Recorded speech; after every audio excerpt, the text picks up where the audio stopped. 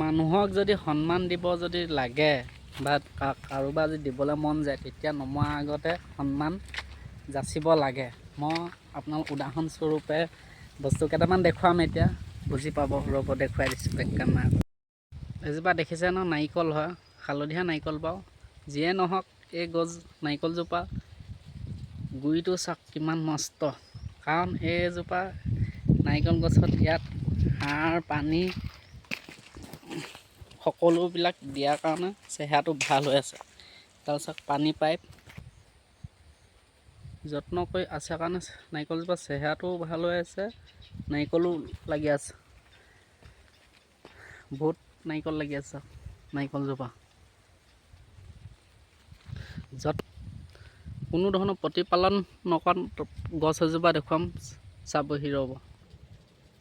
এইজোপা কি গছ বাৰু? শুকাই যে আছে যে, চিনি পাইছেনে বাৰু? কিন্তু মই চিনি পাইছোঁ আকৌ। ইয়াৰ কাৰণটো কি? এক গছজোপা ওচৰত ইটো চাইডে জুই জ্বলা আছিলে, জুই জ্বলোৱাৰ কাৰণে মৰি গ'ল।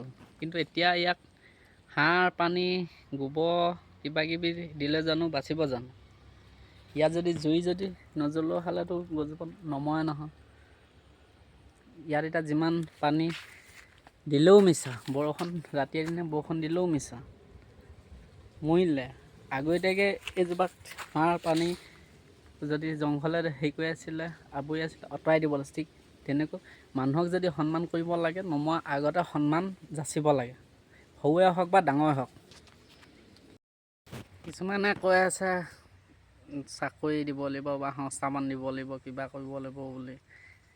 গায়ক হ'ল বুলি পত্নী বা স্বামী মৰিলে চৰকাৰে চাকৰি দিব জানো?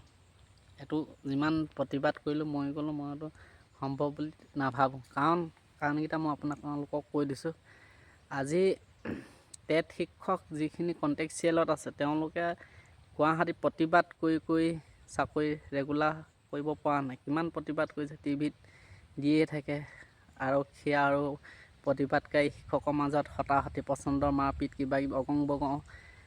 1000 শিক্ষকে প্ৰতিবাদ কৰিছে, আমুক তামুক।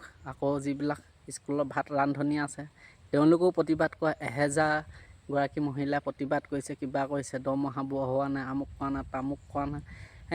হাজাৰ টেট শিক্ষকবিলাকে চৰকাৰে নিয়মীয়া কৰিব পৰা নাই। সাধাৰণ গায়কজন মৰি যোৱাৰ পাছত পত্নীক সংস্থাপন দিয়াটো অসম্ভৱ বুলি মই ভাবোঁ। তাৰ উদাহৰণ কেইটামান দি দিছোঁ আপোনালোকক।